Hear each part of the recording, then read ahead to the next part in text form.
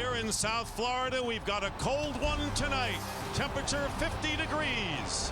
As we welcome you to the FedEx Orange Bowl, the Iowa Hawkeyes from the Big Ten against the ACC champions, the Georgia Tech Yellow Jackets.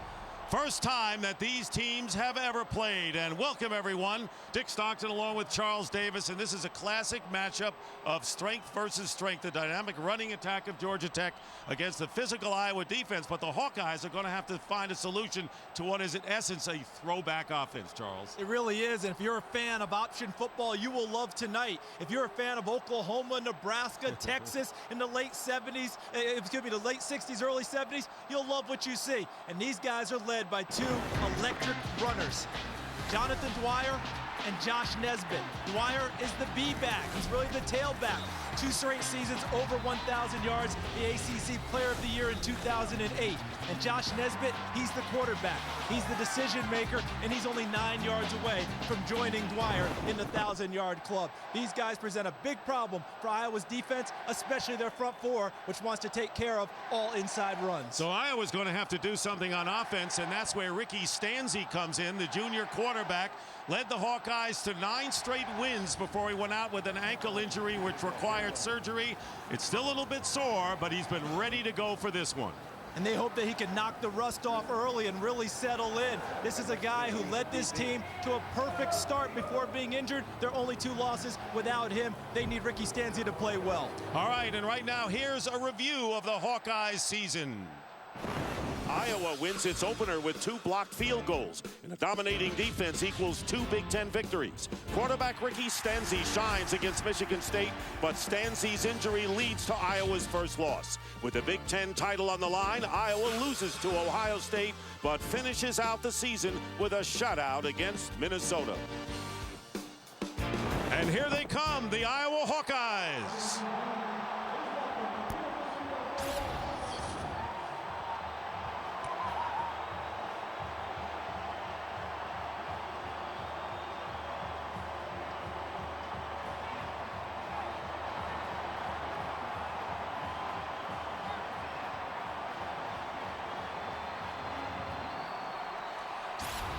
And Kirk Ferentz in his 11th year and the Big Ten Coach of the Year. And the Iowa fans, and they always support their team, coming from Iowa City and the Midwest. And now you see the Georgia Tech Yellow Jackets, and right now a look at the Ramblin' Rex campaign. Johnson leads Georgia Tech's spread option offense. They possess the second-best rush offense in the nation. Quarterback Josh Nesbitt's overtime heroics in the big victory against Wake Forest. And they finish the season as ACC champions with a victory over Clemson. And here they come, led by the Ramblin' Wreck. Here is Georgia Tech, their first outright title in the ACC since 1990.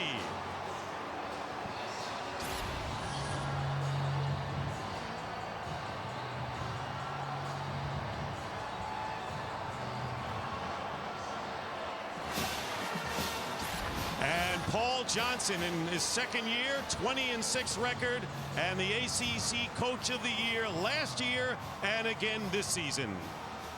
And got to be laughing in Iowa City and Atlanta, where it's 28 degrees for our coldest Orange Bowl ever at 49 degrees. And right now, let's go down to Laura Oakman, who's with Paul Johnson, the Georgia Tech head coach. Thank you, Dick. Okay, Coach, you're introducing your spread offense to a lot of people around the country tonight who haven't seen it. Tell me what you hope they see. Well, I hope they see execution. I hope that, we can execute the offense, keep the ball off the ground, and mix it around. Hopefully they'll have a hard time finding the ball. Your seniors 0-4 in bowl games coming in, Coach. Your #1 goal this season wasn't to get to the FedEx Orange Bowl. It was to win it. What do you need to do tonight to make that happen? We just need to play solid football. I think if we execute on offense and defense and take care of the ball. Great. Good luck tonight, Coach. Thanks. Dick, back to you. All right, Laura, so as we know, Georgia Tech won the toss and deferred, so Iowa will get the ball first, and that is Brandon Wager, who is back deep along with Darrell Johnson-Koulianos, as Scott Blair gets set to kick it off.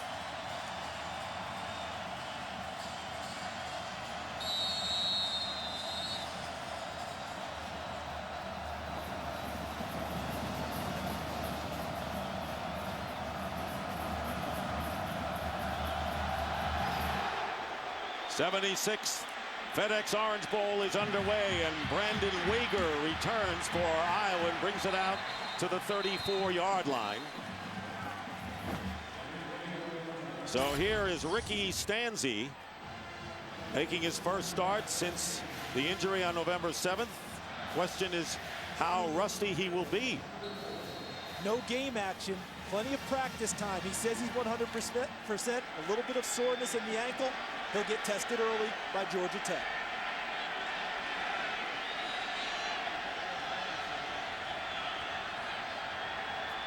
First and 10 from the 34. And the handoff to Adam Robinson, freshman running back. And a loss of 1 on the play. And here is the Merrill Lynch Wealth Management starting lineup for the Iowa offense. Brian Balaga, Big Ten Offensive Lineman of the Year at left tackle. Dace Richardson returns at right guard. The key for Iowa, where will the big plays come from? Will it be Darrell Johnson-Koulianos or Marvin McKnight out wide? Second down and 12. Stanzi with his first pass, and it's caught by Marvin McNutt, who's starting in place of Trey Strauss at wide receiver. And here is the Merrill Lynch Wealth Management starting lineup for the Georgia Tech defense. And it all starts up front with Derek Morgan, the All-America pass rusher. This defense has had its challenges all year, but on the back end, Morgan Burnett is an all-conference safety, hoping to shore things up for them. Third down and 4. Just short of the 40-yard line.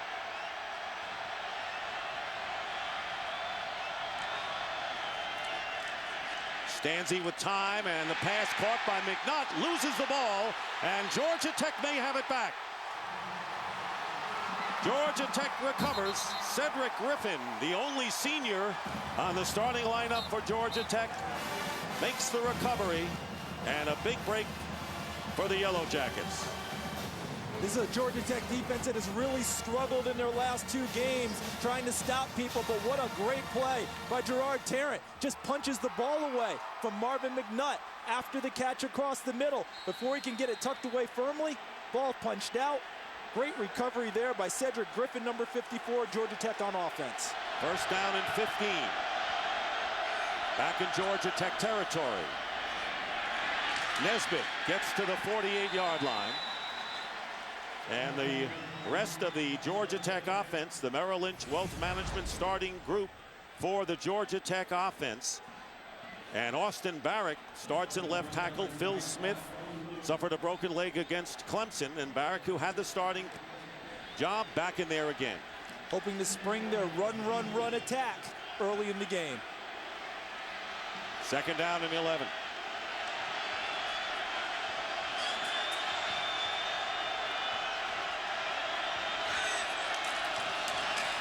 Nesbitt. And Nesbitt gets inside the 45-yard line. He'll be about 7 yards shy of the first down. And here is the Merrill Lynch Wealth Management starting lineup for the Iowa defense. They've allowed only 122 yards rushing, and the front 7 has started every game. And versus an option attack, your safeties have to be active. Keep an eye on number 30, Brett Greenwood, and number 9, Tyler Sash.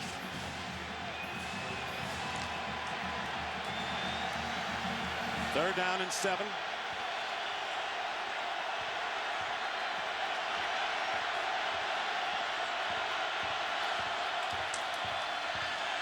First pass of the game for Nesbitt, and he's going deep for Demarius Thomas.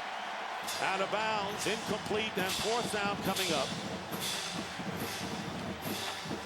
And good coverage, and getting up limping is Sean Prater, the cornerback.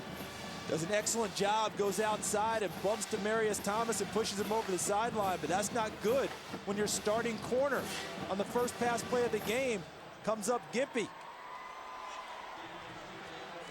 So limping off the field, and now it's fourth down, and Chandler Anderson in to punt for Georgia Tech. Colin Sandeman, number 22, back deep for the Hawkeyes. And this is the first punt in 22 possessions for Georgia Tech, and it sails into the end zone for the touchback.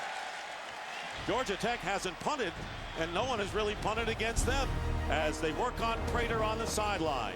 No score, Iowa ball when we come back. Hawkeyes with their second possession of the game, starting from the 20. Brandon Wager is now the running back behind Ricki Stanzi. And the pass is caught by Darrell Johnson-Koulianos, and he picks up 6 yards with Gerard Tarrant making the tackle.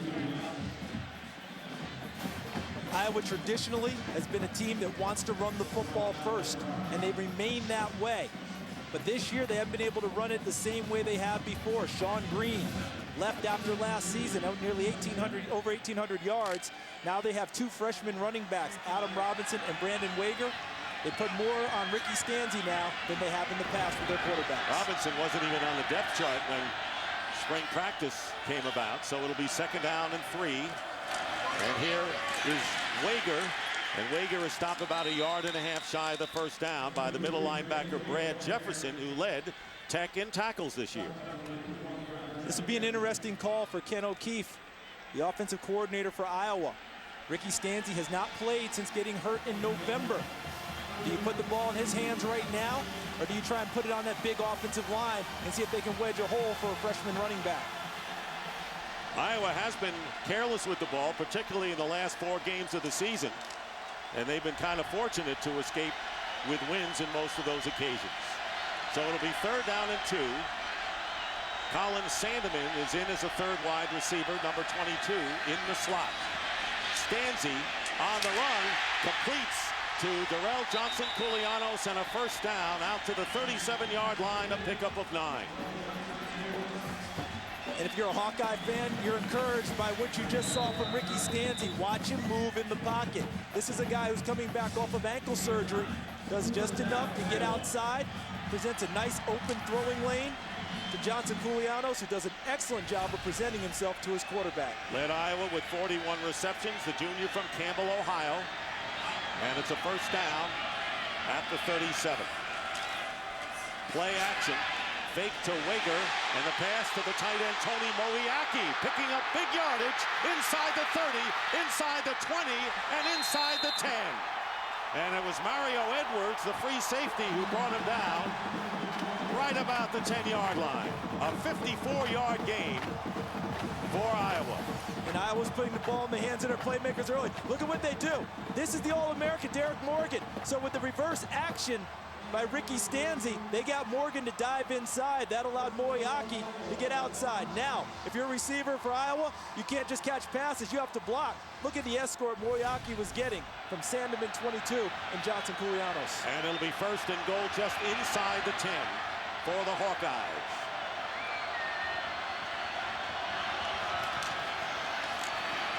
There's Wager. Wager out of bounds inside the 5. Close to the 3, forced out by Tarrant, and a 6-yard pickup. So here is Iowa trying to jump in front of Georgia Tech. You know what I liked about this play? Watch the end of the run. The freshman running back, Wager, watch how he finishes it. Lowers his shoulder and goes into Tarrant, letting him know right away that he's going to be a physical back in this game. 7 touchdowns on the year for Wager, freshman from Dakota Dunes, South Dakota. And it'll be 2nd and goal from the 3. Johnson-Koulianos isolated here on the bottom.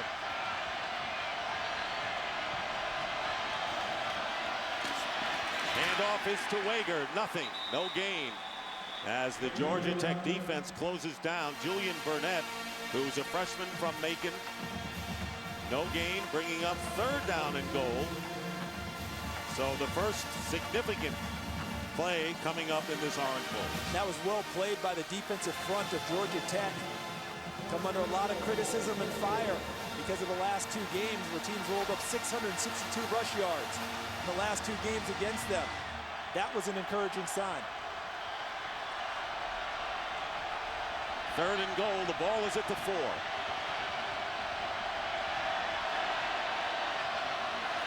Stanzi, fade, McNutt, touchdown Iowa.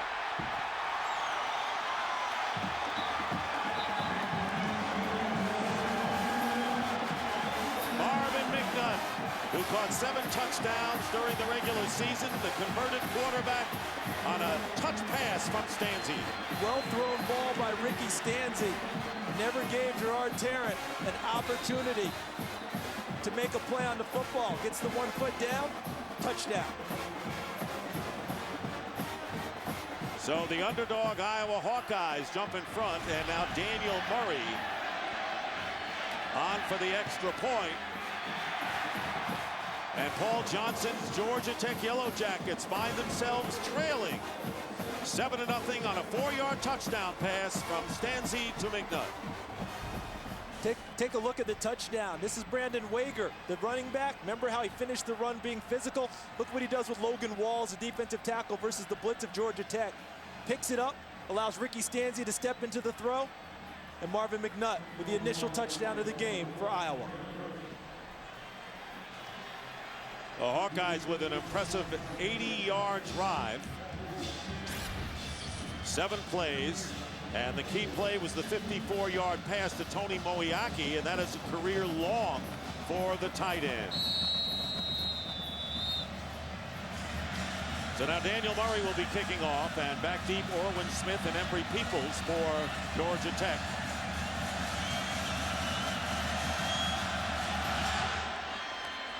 It's a short kick, and it's taken by Peoples. And he is knocked back. Forward progress will give him the 31-yard line.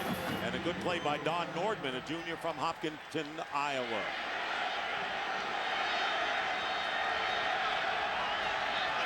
They mark it at the 29. Keeping it is Nesbitt, and he gets to the 35.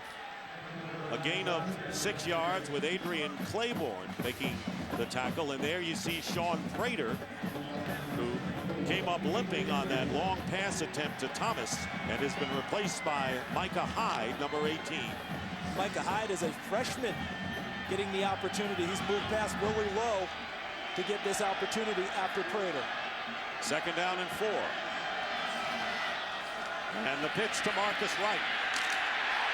And Pat Anger and the rest of the Hawkeyes are there. Carl Klug as well. No gain on the play. And that will bring up 3rd down. And for a report on Prater's injury, we have double-barreled coverage on the sideline. Here's Chris Myers. Hey, Dick, and from the sideline here, Sean Prater, it's a left ankle sprain. Now, this week in practice, he was bothered by a sore leg. They wrapped the ankle. They gave him some painkillers. He got up, tried to move around, was still limping noticeably. Right now, questionable. They're trying to get him back in the game. Dick? Thank you, Chris. 3rd and 4.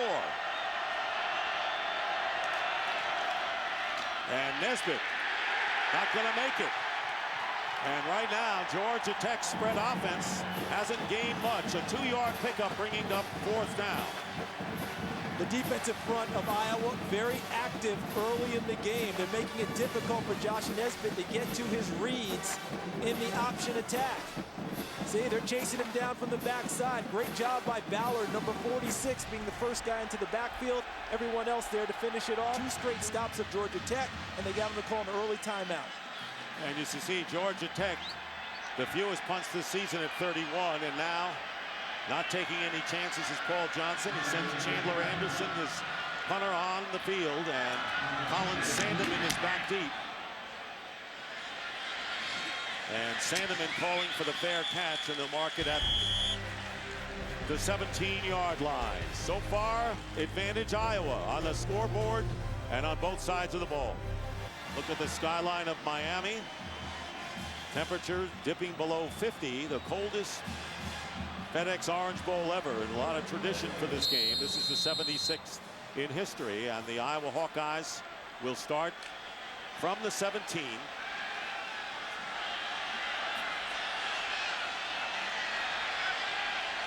Stanzi is perfect, 6 for 6 throwing thus far. Play action.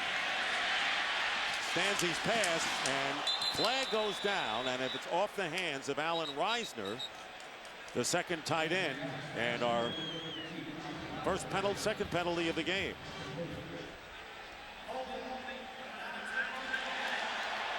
Yard penalty from the previous spot, automatic 1st down. And holding against Derek Morgan.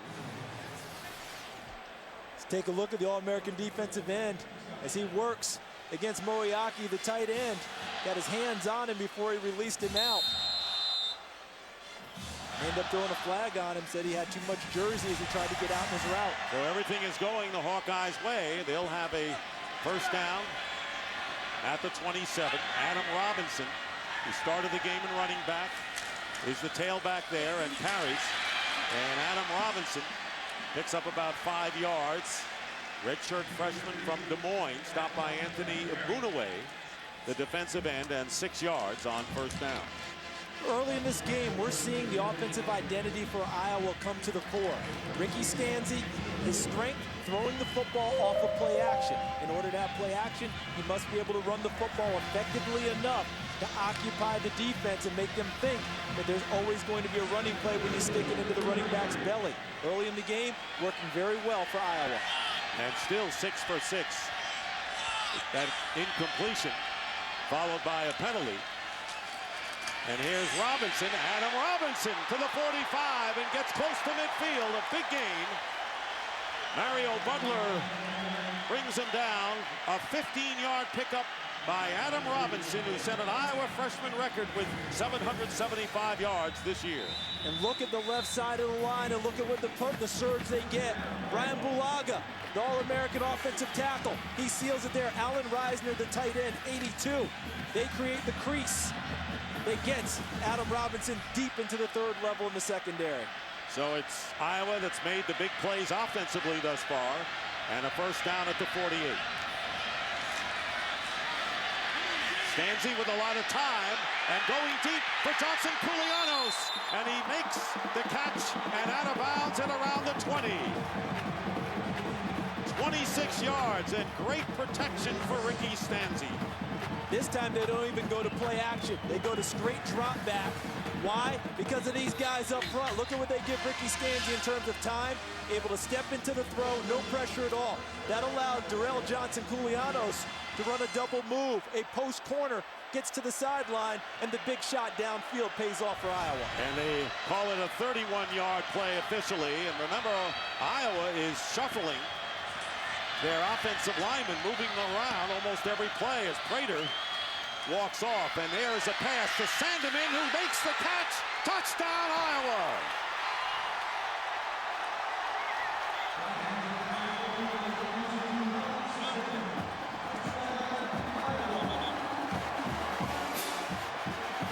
Yards on that play, and the Hawkeyes are picking up yards, big chunks at a time thus far. Remember what I was saying about their offensive identity? They want to run the football. They want to throw off a play action. The third part is take your shots downfield when available. They got 2 of them on this drive. Johnson Koulianos, and then the next play to Sandeman for the touchdown. Daniel Murray makes it 14-0 in favor of Iowa. So 2 touchdown passes by Ricki Stanzi. This is Sandeman right here running the route against Tarrant. The second time tonight Tarrant's been in coverage. Perfectly thrown football. Sandeman with a nice catch. Tarrant unable to get his head around and make a play on the football. Both touchdowns over him early tonight for Iowa. Rusty? Hardly. And Stanzi 8 for 8, 141 yards and 2 touchdowns. And with 4:04 remaining in the first quarter, it's the Hawkeyes jumping all over Georgia Tech. Now it's still early. Everyone's going to look at the scoreboard and say, hey, does Georgia Tech change their offensive identity? Not at all. We're in the first quarter. 14 points down. Georgia Tech, they have enough confidence in their offense that they believe they'll get it cranked up soon. Murray will kick off, and Peoples and Smith back for Georgia Tech, and it's Orwin Smith on the return. And Smith brings it back to the 33-yard line. Second down and now 22, and now they give it to Jonathan Dwyer, and he is knocked back. Anger leading the way, and Jonathan Dwyer with his first carry of the game, coming in with 1,346 yards.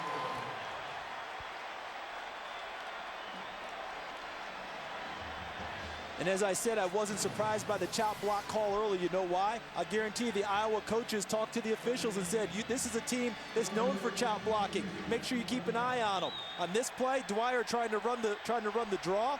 Pat Anger, again, not blocked, stays right in the hole and makes the tackle. Paul Johnson said his biggest fear to be manhandled by the inside, and that's what happened so far in this one. 3rd down and 22. Here's Nesbitt in trouble, and down he goes. And it's Adrian Claiborne, who has delighted all Iowa fans by announcing that he will be returning, and the junior from St. Louis. And the first sack of the game for the Hawkeyes and a loss of 3, bringing up 4th and very long. Take a look at this from our DirecTV Ultimate Picture Cam. Josh Nesbitt in the pocket. Here comes the pressure. All right, from the outside, that's Claiborne, 95, 94, Klug, 95. And what they did especially well, they kept Josh Nesbitt in the pocket, didn't allow him to flush and run, which is much more of a strength for him than dropping back and throwing it. So far, it's been a textbook game for the Hawkeyes. And Chandler Anderson from inside his 10. And Sandeman is going to let the ball drop and will take a Georgia Tech roll to the 34. It's 14-0 Iowa. We'll be back to the 76 FedEx Orange Bowl in just a moment. It'll be first down for Iowa on the 33. Hand off to Brandon Wager. And Wager brings it out to the 36. This is the time now. Georgia Tech on the first defensive series of the game forced a turnover. Now they've got to rise up again. They've got to at least get a 3 and out and get the ball back for their offense. They can't allow Iowa to drive the ball down the field and put it in the end zone again, because that's severely going to test the comeback abilities of their option offense. 2nd down and 7. Stanzi's pass, and it's intercepted. Intercepted by Gerard Tarrant, and he'll go in for the touchdown.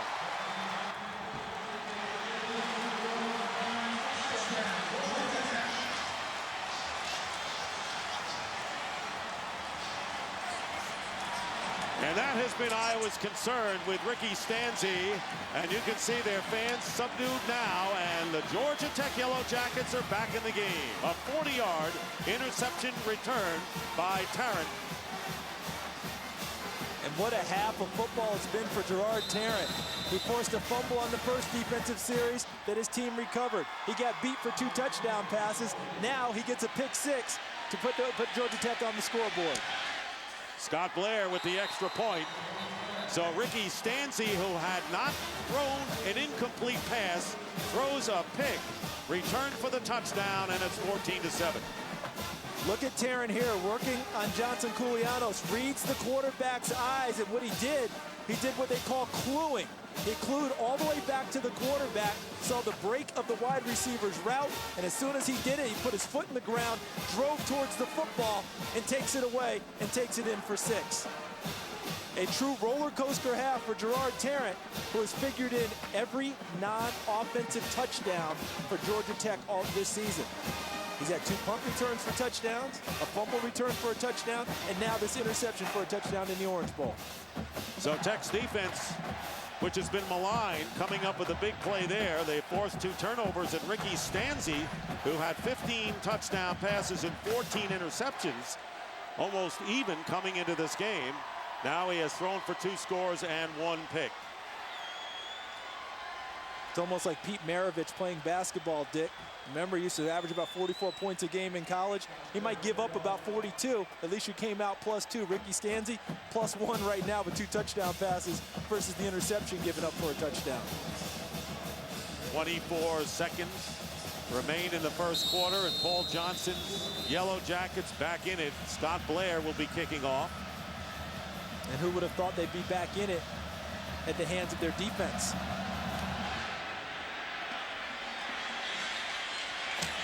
Darrell Johnson-Koulianos, running room up the middle.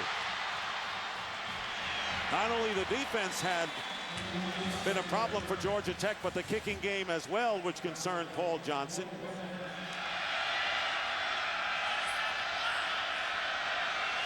Iowa's looking for a more perfect offensive sequence here as Stanzi's pass is caught by Johnson Koulianos. So here's Ricki Stanzi with 10 seconds to go in the first quarter. None of his passes have hit the ground. He has completed 9 of 10. Of course, the one that was not caught by a Hawkeye, an interception by Tech. But how about Ricki Stanzi coming right back after throwing the pick 6? How about Ken O'Keefe, his offensive coordinator, putting the ball right back in his hands and letting him throw it? And who did they throw that one against? Gerard Tarrant. Look at the passing yards in this first quarter. That's the end of the first quarter. Iowa 14, Georgia Tech 7. The FedEx Orange Bowl will continue after these messages and a word from your local Fox station. On the 47 of Georgia Tech, start of the second quarter, and the handoff to Adam Robinson, and Robinson stopped by Derek Morgan after picking up 3 yards on first down. Dick Stockton along with Charles Davis, Laura Oakman, and Chris Myers here at the FedEx Orange Bowl. Iowa scored the first 14 points on a couple of touchdown passes by Ricki Stanzi, and then an interception by Gerard Tarrant. 40-yard run got Georgia Tech back in the game, but the total yards, no one expected that at this point. And the bulk of it through the air for Iowa. 157 thus far. 2nd and 9.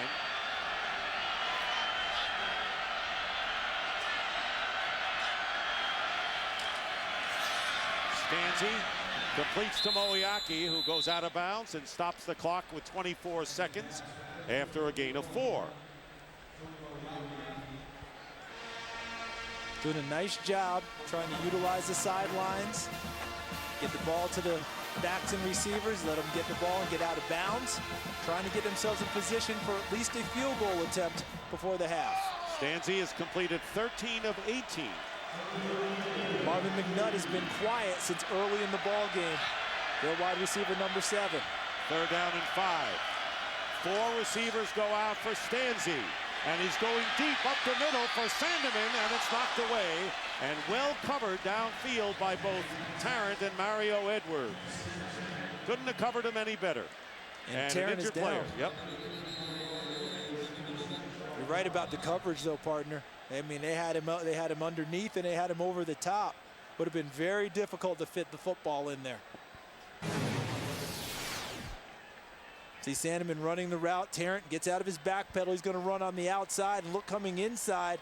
That's Mario Edwards, number 33. And they both go up, and all 3 of them go up and compete for the football, and it gets knocked away, and Tarrant comes down hard. And he's going to walk off on his own power, and actually it looked like Tarrant has gotten his hand in to knock the ball away. So Tarrant is out of there. It'll be 4th down. It's too far for the field goal kicker, and there's no reason to punt the ball here, so Iowa will go for it. With 17 seconds to go, Rashad Reed has replaced Tarrant at cornerback, number 28 for Georgia Tech. Moiaki, the 3rd man in his slot. 4th down and 5. Stanzi's pass knocked away. McNutt was the intended receiver. Moiaki was too close to him, really, and it was Cedric Griffin, the linebacker, who knocked it away, and Georgia Tech will take over on downs with 12 seconds to go in the half. I'm not sure both of them were supposed to be in the same spot. You see Ricki Stanzi talking with Ken O'Keefe, his offensive coordinator. He had 2 guys in the same place. I really think he was trying to hit Moiaki underneath. See? And McNutt was the guy who was also involved in the pass play. You should not have 2 guys there, because all it does is bring extra defenders. And the ball does get knocked away. So it'll be 1st down at the 43 of Georgia Tech. 12 seconds remain. And there's Nesbitt, and he'll go down, and it was Adrian Claiborne once again. And Dick, that's a full-grown man playing this game tonight, Adrian Claiborne. And that is the end of the first half. With the score, Iowa 14, Georgia Tech 7. A bit of a surprise. And the BCS on Fox will continue with the Reese's BCS halftime show after these messages and a word from your local Fox station. Third quarter moments away, and Iowa leading Georgia Tech 14-7. A few moments ago, Chris Myers with Iowa's coach Kirk Ferentz. With Kirk Ferentz and Coach Ricki Stanzi, no rust a problem, allow you to be more aggressive again in the second half? Yeah, it really came out hot in the first quarter. We stumbled a little bit or stuttered in the second quarter. Our defense is really playing well, Chris. Yeah, your defense has shut out their offense. What do you expect from Georgia Tech to do offensively in the second half? They know their system, and they'll have answers, I'm sure. So we're going to have to continue to be at our best. Our guys are playing really hard. Proud of them there. All right, enjoy the rest of the Thanks, game. Chris. All right, and getting set for the second half, and the question I have for you, Charles, is looking at the domination of the numbers for Iowa in every phase of the game. Do you think they should have scored more points than what they have so far? I think without a doubt they had field position on their side. Listen, it's 257 total yards to 32 in the first half.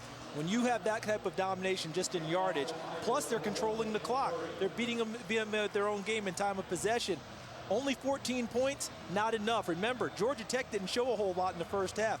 Thoroughly dominate on both sides of the football, yet they're only down 7. And as electric as they are on offense, they can get back in the game in one quick sprint. So if you're Iowa, you want your defense to continue to play the way they've been playing, but you want your offense to get back on track. 6 rushing yards for Dwyer.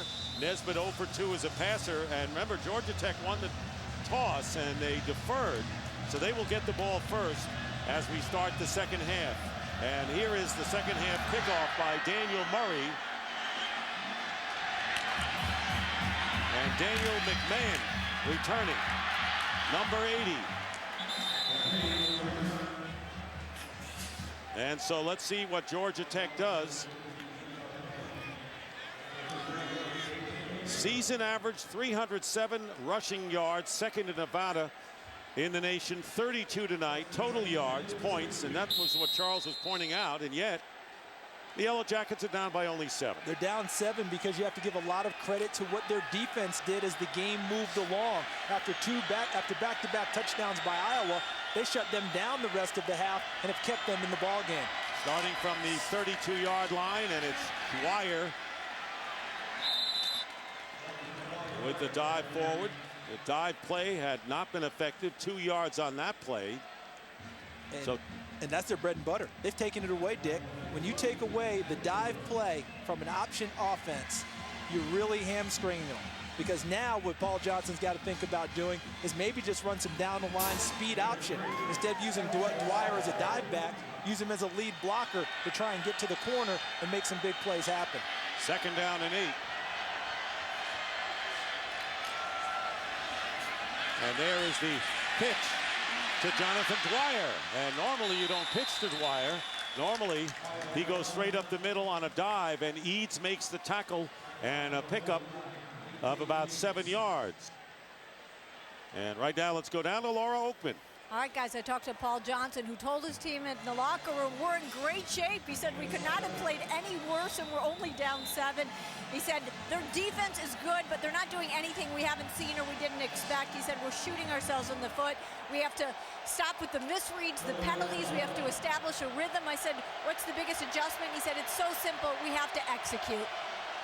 And they sure have had a great execution in the third quarter.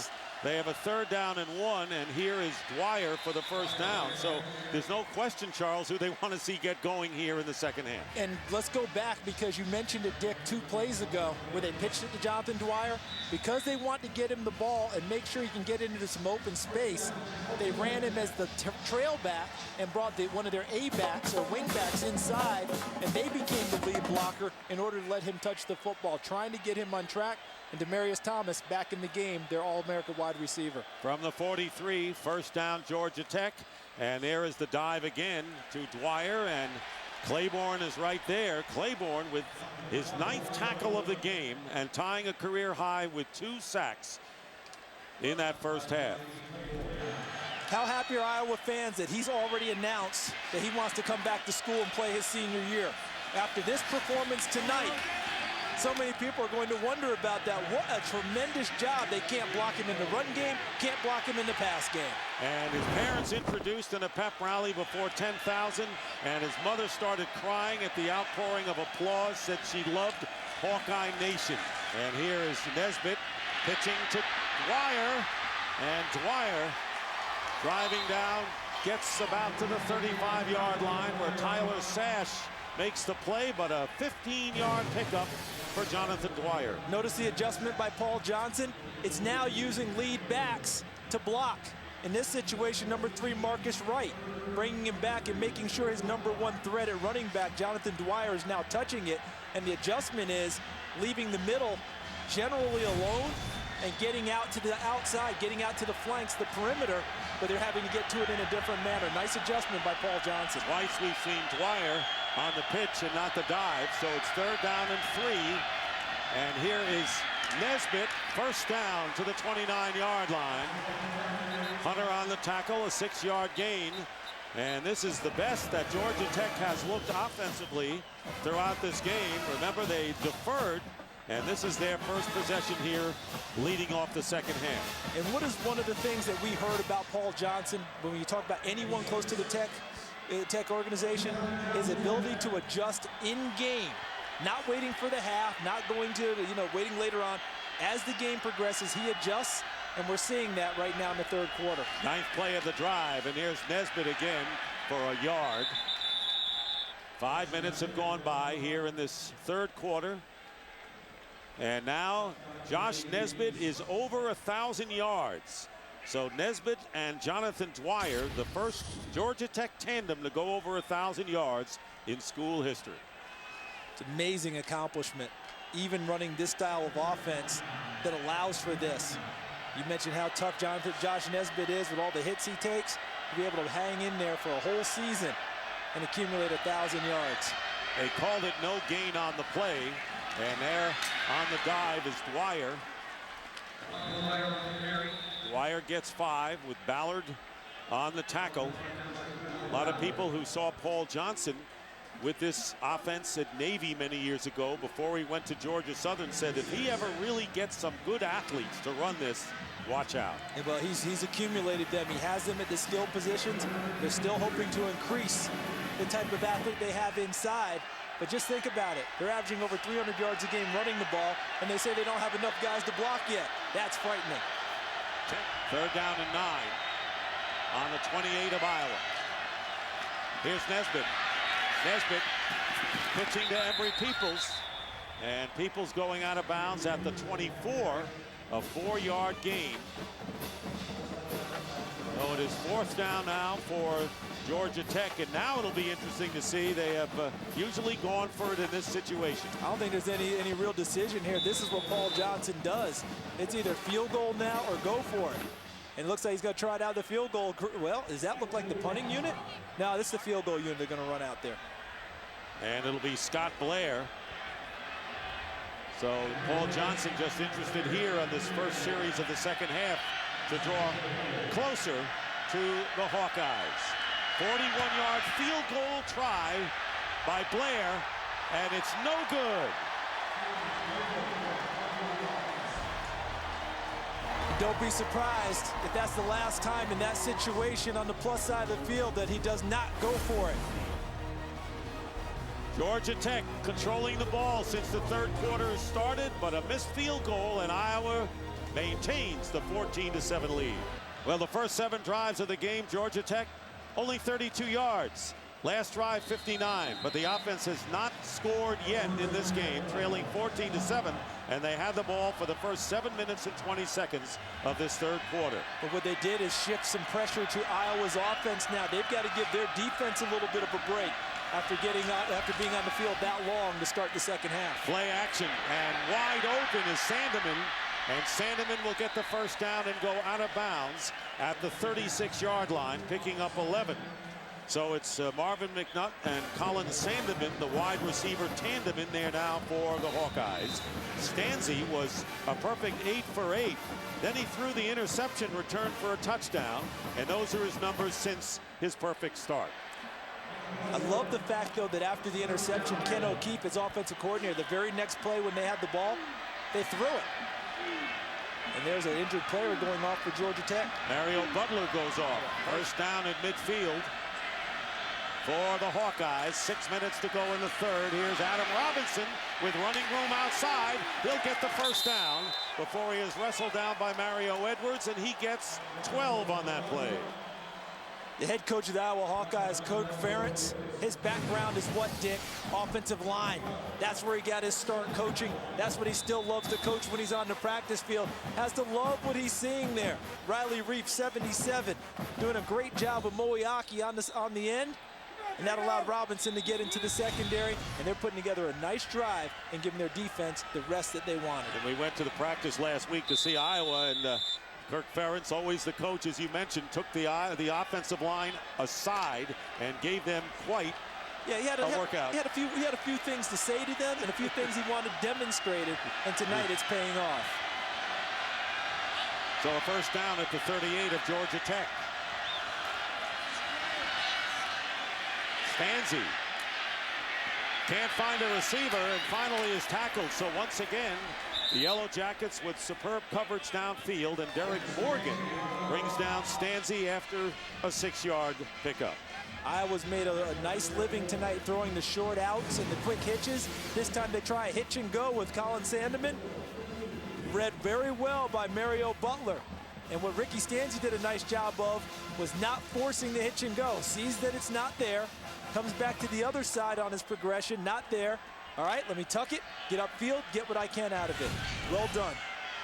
Butler, who was out for a couple of plays, returned, and it's second down and 4 from the 32, and a handoff to Adam Robinson. First down for Robinson. And the redshirt freshman from Des Moines, 5'9", 205 yards, picks up another first down for the Hawkeyes. Watch Adam Robinson, the tailback. Make sure he has the call, make sure he has the check. Knows he's getting the ball now. And look here, to run the football, you have to do what? You got to control the end. That means an inline blocking tight end. Tony Moeaki, an excellent job. And that was against who? Derek Morgan, the All-American defensive end for Georgia Tech. We haven't mentioned his name very often tonight. First and 10 at the 22. Here's Robinson. And that offensive line really punishing Georgia Tech's defense. And Brian Balaga in particular, the left tackle, with a solid block and a 7-yard gain on first down. Just absolutely buried his guy inside. Looked like Logan Wall's number 96. This is what offensive linemen love. Fire off, smack people in the mouth, move the football. That's what the Hawkeyes like to see when they're running the ball. Balaga's career go down the list. One of the better ones they've had. And they've had a bunch of great ones. Second down and 3. Ball at the 15.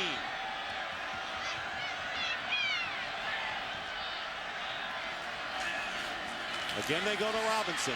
And Robinson gets slowed down first by Cedric Griffin, and then put down by Derek Morgan, a loss of 1 on the play. The Iowa Hawkeyes have not won a major or BCS bowl since the Rose Bowl back in 1991. And they're looking to win one here, so it's redemption really for both schools. Georgia Tech, last time they won a major bowl game was the Orange Bowl right here in 1967, the final game for Bobby Dodd. Yeah, I think for Iowa, they're really looking for, there's Darrell Johnson-Pulianos, the young man who was hurt in the first half. And he had been a return man as well. Third down and 4. I bet they keep it in Stanzi's hands. Stanzi flips, and the pass is dropped. Sandeman could not maintain possession.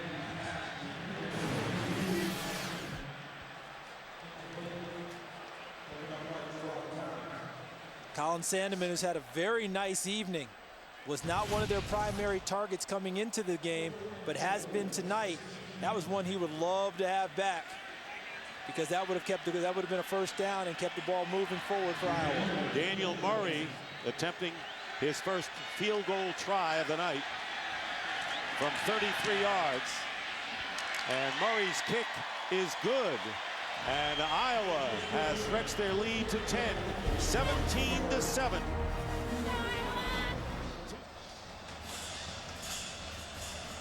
So ready for the kickoff. And I want to correct one thing. The last bowl victory for Iowa was in '59 when they beat the California Golden Bears in the '59 Rose Bowl. They lost to Washington in the '91.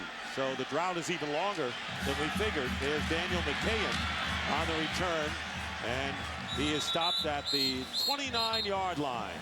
First down, and the fake pitch, and this is the first completion of the game, and it goes to Jonathan Dwyer. So Georgia Tech waits to the waning moments of the third and gets 11 yards and a first down on the first completion. Dick, you made the observations we started the second half. They wanted to get the ball to number 21, Dwyer.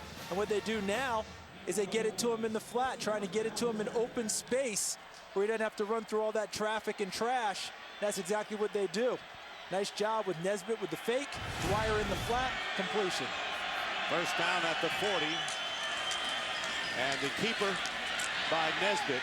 And Nesbitt picking up about 6 yards on first down. When you come into a game like this and you're Iowa, you expect your safeties and your middle linebacker to make a lot of plays versus the option. Well, Pat Anger has done that tonight because the defensive front has kept him clean, but it's been so good. They've been so good up front that when was the last time we called Brett Greenwood or Tyler Sash in making tackles? Not very often. That's how well the defensive front for Iowa has played tonight. Second down and 4, and here's Embry Peoples. Peoples gets the first down, stays, and stayed at his feet, but went out of bounds at the 45, but it'll be another first down for Georgia Tech, trailing by 10. And Brett Greenwood decided to disprove my theory, didn't he? Because as soon as I said the safeties haven't needed to be that active because the defensive fronts controlled things, Georgia Tech challenged that in a big way, got to the third level, got to the secondary, and Brett Greenwood was the initial hit. They now have 106 rushing yards, the same as Iowa, so they picked up a bundle here in the third quarter on the ground. And a first down, and the keeper by Nesbitt, and Nesbitt to the 39, where Broderick Binns makes the tackle. And the Nissan dual threat tonight's game is Adrian Claiborne, the junior, who's coming back next year to Iowa City. 9 tackles and a career high of 2 sacks. The Nissan dual threat is brought to you by Nissan Maxima, where the sophistication of a sedan and the performance of a sports car come together as one. He's having a big night, and Iowa could use him for a big play right now. Georgia Tech starting to drive the ball again. Second down and 4, and here's Dwyer on the dive, but nothing there. And a pickup of 1 yard.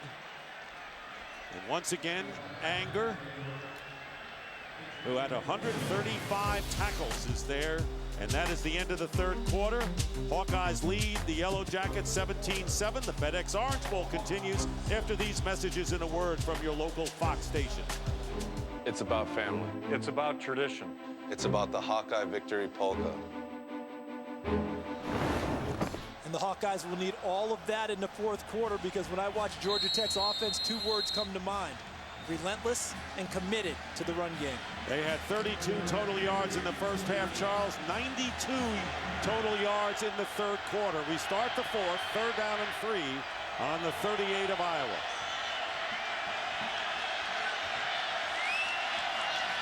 Dwyer, first down to the 30.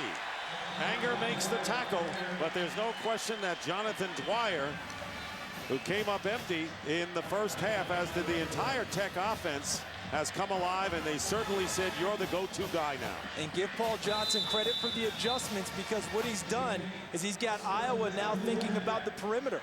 Starting with the second half, he got to the perimeter more with his run game. Now they're able to go back and work inside again, because Iowa's not as packed inside trying to stop the dive. 8-yard gain, first down. And there is Nesbitt, and he pitches out again to Dwyer. Dwyer turning the corner and close to the first down near the 20-yard line. And go-to, it's almost go-to every down, an 11-yard gain, and Embry Peoples with the key block here. Lead option. Watch Peoples get to the corner and watch the block he puts on Tyler Sash, the All-American defensive back. Excellent job. And also downfield, Stephen Hill, number 5, was occupying Prater. Right there. Excellent block by Peoples. And Preston Lyons has come in the game, replacing Dwyer right now. First down. And Nesbitt on the keeper gets the first down inside the 10, close to the 5. yards, and Georgia Tech threatening in their best offensive series of the game. Remember, their offense has not scored. They got their points on an interception return for a touchdown. Old school football here. Fakes it inside, and in Nesbitt, no need to pitch it. The hole was there. And now he's got to pull the grass out of his helmet and go back to the huddle and call another play. The safeties are now having to get involved in the run game for Iowa. And Jonathan Dwyer returns to the lineup.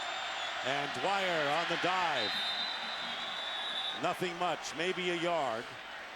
Jeremiah Hunter, the outside linebacker, 1 yard gain. Hunter, the sophomore, hailing from Omaha, Nebraska. And it'll be 2nd down and goal.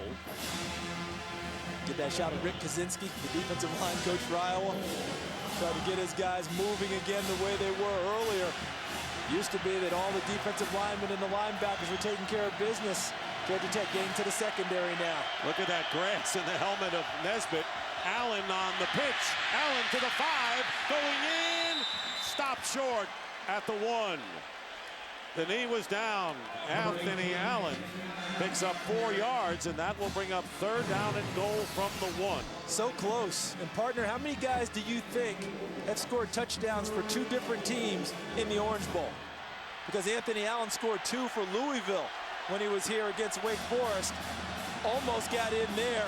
Big hit by Pat Angerer kept him out. And you know this is 2-down territory. No question. Don't even need to say that with Paul Johnson. And the pitch to Allen again, diving in. Touchdown, Georgia Tech.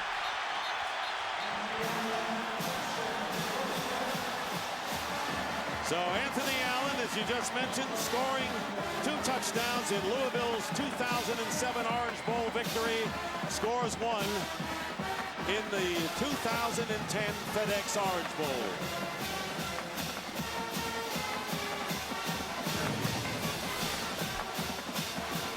The blocking's the key. Another nice lead block. That one by Roddy Jones, number 20.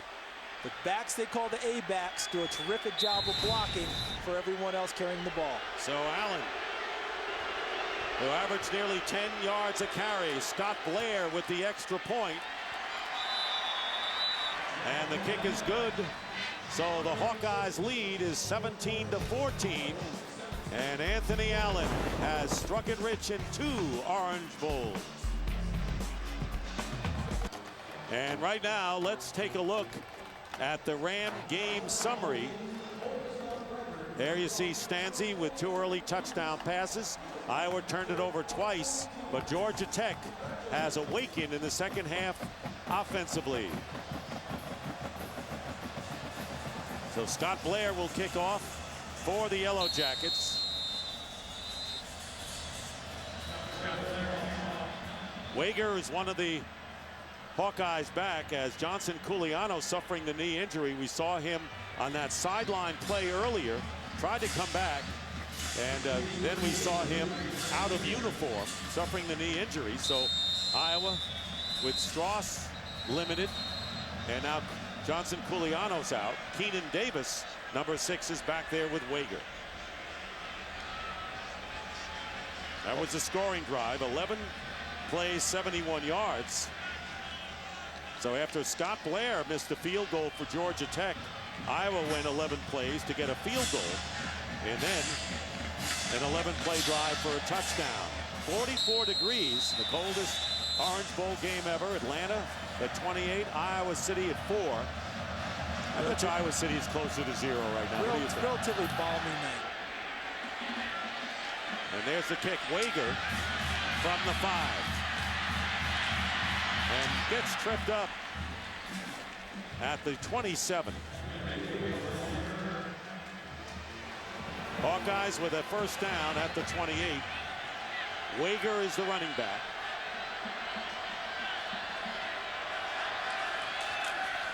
Passing on first down, completing to McNutt. And that's only the 2nd reception to McNutt, a short gain at that of 2 yards with Mario Edwards on the cover. Been a long time. They found Marvin McNutt for a touchdown earlier in the game. Remember, he caught a pass on the first series. Ball was knocked away by Tarrant of Georgia Tech for a fumble. and then he caught the touchdown pass, but it's been a long time since he's touched it. I think he has to become a bigger factor in the pass game down the stretch with Johnson Pulianos out of the game. 2nd down and 8 early here in the 4th quarter. Hand off to Wager. And Georgia Tech with a good run defense there. No gain.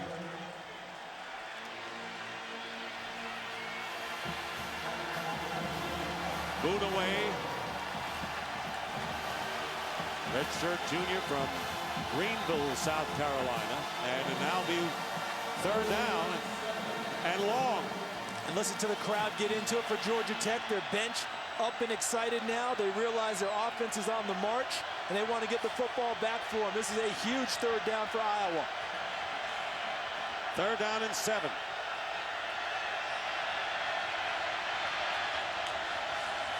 Stanzi. And Morgan trying to get him and doesn't. Derek Morgan trying to chase Ricki Stanzi down, and he gets 9 yards. And it'll be a 1st down for the Hawkeyes. A huge play for Iowa. And Stanzi probably didn't even know Morgan was right behind him. Almost appeared like Stanzi was the rabbit. His back foot just escaping the trap. Yeah, he knew. And got away and picks up the 1st down. The trap being Derek Morgan, the ACC Defensive Player of the Year, giving chase and just doesn't quite catch Ricki Stanzi. A big 1st down for Iowa, and Morgan goes out and takes a breather. Brandon Wager and gets a couple of yards. And now the FedEx ground player of the game, the Anthony Allen of Georgia Tech, who's accounted for the Georgia Tech touchdown. 17-14 the score. Georgia Tech has missed a field goal, and Iowa tried to fake a field goal, and Paul Johnson's team, and both of these teams have been successful in close games and come from behind wins this year. And right now, if you're Georgia Tech, you've got to think about doing a little bit more on the defensive side, selling out a little bit against the run game, because you have to have the football back. You can't let Iowa put this thing away running it. They'll go to Wager, then Wager will pick up a couple of yards, and that'll bring up 3rd down. 4 minutes remaining in regulation. Iowa led 14-0. Georgia Tech with an interception and a return for a touchdown. It was 17-7 at one point before Allen's touchdown run in the 4th early on. Georgia Tech, all their timeouts remaining, trying to save them if they can get a stop here on defense. And if you're Iowa, I think it's too soon to just simply tuck your horns in and just say we're going to punt the ball away and play defense. 3rd down and 8.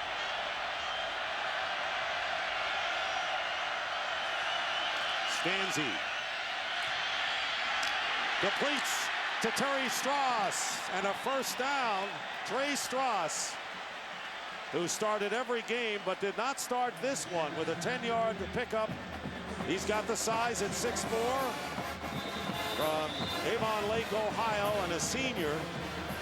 And he leaves the game, and a big contribution for Iowa. And the irony for Trey Strauss not starting tonight, throughout his career, he's been beset by injuries. Couldn't play a full season.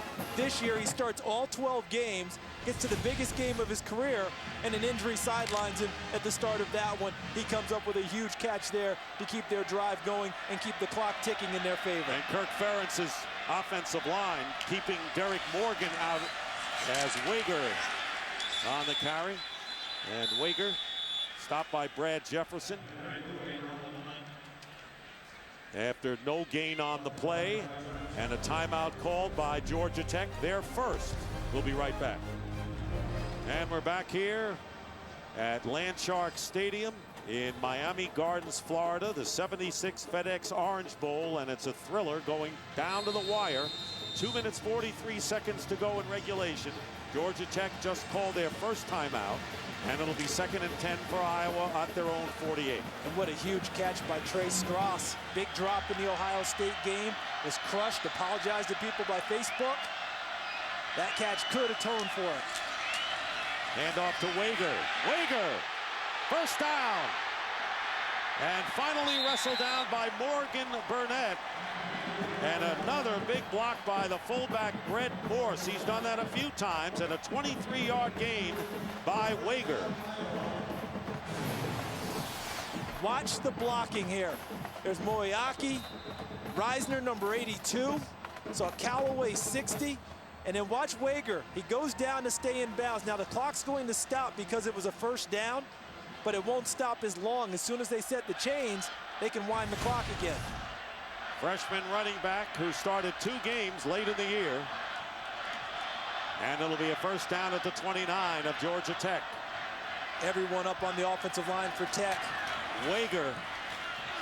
And this time he won't get away from Mario Butler. And a loss of 3 as we now have the clock stopped at 2:03 remaining and a timeout called by Georgia Tech.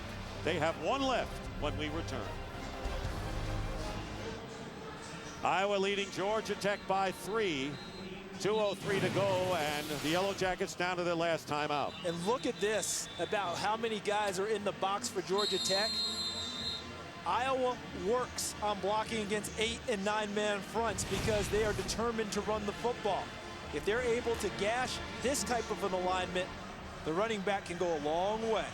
Andy Kemple, number 68, is an extra defensive lineman, or offensive lineman in there for Iowa. Second down and 13. And they give it to Wager. And Wager with 4 Georgia Tech players chasing, gets into the end zone for the touchdown.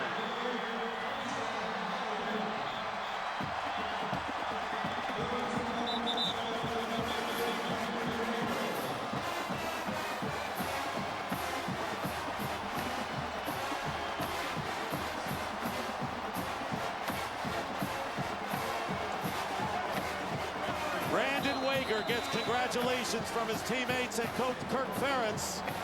And Ricki Stanzi, the junior quarterback, coming back since injuring his ankle in November. And now the extra point by Daniel Murray. And the kick is perfect. And Iowa now leads Georgia Tech 24-14. 1:56 left. And Wager has gained 113 yards on 16 carries and perhaps the clinching touchdown. Mayor, we talk about Iowa works on this. They don't mind seeing all of this up front because if they can get the blocks they want, guess what will happen? There he goes. Watch. And look at Callaway fold around 60. Reisner 82. And there goes Wager. Morse 36, the fullback, gets the kick out block on Butler 2. And off goes Wager with perhaps the clinching touchdown of the FedEx Orange Bowl. And for Wager, who's just a freshman, it's the longest run of his college career, 32 yards. And you can see here in the Derek Morgan disconsolate here as he can feel it slipping away. Everyone talking about Paul Johnson and that spread offense that was going to be very tough for Iowa to adjust to, but keep in mind that in 3 of the last 4 teams to beat Georgia Tech, they had at least a week to prepare, and that's what Iowa had. And Iowa had 30-plus days to prepare for this one. And sometimes you worry about simulating the speed of what Georgia Tech does. Sometimes just getting the repetition, seeing how the option goes, the mesh points between quarterback and dive back, getting to the corner. They saw that over and over for 30-plus days and defended it quite well this evening. And the kick, Orwin Smith returning for Georgia Tech, and he is put down at the 30. Well, coming up on the post-game show, Chris Myers will be along with the Orange Bowl trophy presentation. And also we'll have a special look at the best of the BCS on Fox. That's all coming up on the AT&T post-game show.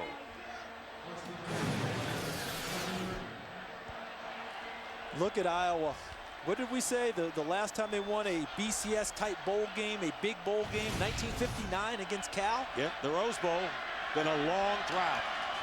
Hayden Fry didn't win one in his 20 years, and this first pass intended for Roddy Jones incomplete. And it's interesting that Demarius Thomas, who had 29 games with a catch, none today, and he's been only thrown at 1 time. They count on him to give the big plays, but the reason they're able to get him in the big plays is because the option offense is working well. And that means you've got more guys crowding the line of scrimmage, more guys diving towards the run game. So even if you're playing zone, Demaryius Thomas ends up with man-to-man coverage. That hasn't happened much tonight. Second down and 10. Nesbitt. And a middle screen to Jonathan Dwyer. And he is dropped, picking up 1 yard. Jeremiah Hunter making the stop. So a huge triumph for the Iowa Hawkeyes and Kirk Ferentz, Big Ten Coach of the Year. And of course, a lot of coaches have a lot of ambition. Ferentz is happy to be at Iowa City and extended his term there, as Nesbitt's throw is incomplete, and he was trying to get it to Stephen Hill, and he was double covered downfield. I'm watching this defensive alignment for Iowa, and you know what really strikes me? Is in this situation, most teams in the country would be in a nickel or a dime alignment. All right, bring in extra defensive backs. Iowa still has all 3 linebackers on the field. That's not unusual for them. That's what Norm Parker believes. He likes to keep his linebackers on the field, his best players, and allow them to be the cover guys.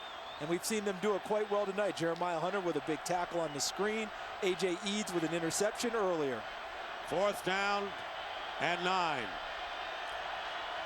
On the 32 of Georgia Tech. And the pass incomplete to Demaryius Thomas. And that's an exclamation point right there. And Iowa will take over knowing they're going to win this game. And as Kirk Ferentz says, it's a BCS game. Nobody wants to do anything but wind up the season with a victory in a bowl game. And this team really approached this game differently from the last time they were here in the Orange Bowl, Dick. That team came to the Orange Bowl separately. You know, you're allowed a certain amount of money if you travel from home. This team got together and voted and said, we're all flying together from Iowa City as a team. We don't care about the money.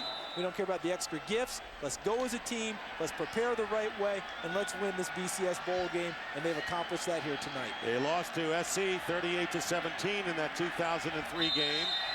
And for Ricki Stanzi coming back, a lot of questions as to how he would perform after a long delay getting back, suffering an ankle injury requiring surgery, but those 2 early touchdown passes set the tone for the Hawkeyes. Came out so sharp, you would have not thought that Ricki Stanzi had missed any time. Here's the Gatorade bath. See, that's just wrong. I got to tell you something. That's just wrong, all right? It's 40 degrees.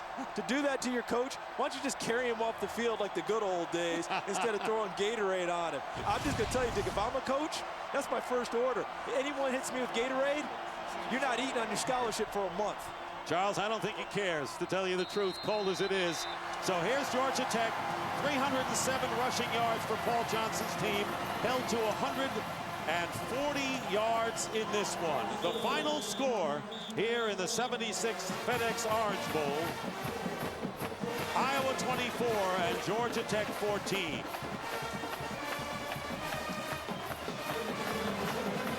Hawkeyes 11-2. Georgia Tech finishes 11-3.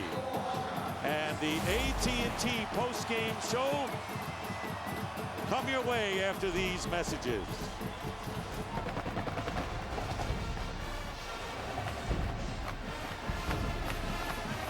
Coach, with your players behind you and a lot of Iowa fans and the oranges, those will be creamsicles by the time this evening is over, as cool as it is. But your team cool under pressure in an exciting 4th quarter. What was the difference in this game?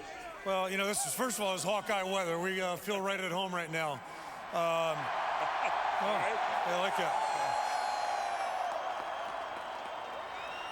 Yeah, the credit goes to our players. They've been doing it all season long. We haven't had many routine wins, easy wins, and these guys have just fought hard the entire game each and every week. So they did it again tonight, and we're just awfully proud of them. First BCS bowl win for Iowa. For you personally, biggest win in your coaching career at Iowa? I don't know if it's the biggest one, but this is a great night. You know, we had a tough night here about 8 years ago, and we certainly handled the month better this year and certainly played a much better game. So we're just thrilled and couldn't be more proud of our players and our staff.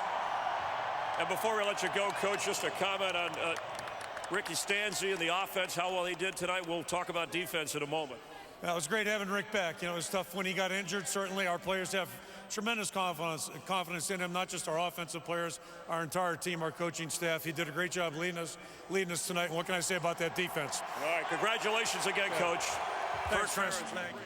And that's the story here. Let's head back to Dick Stockton.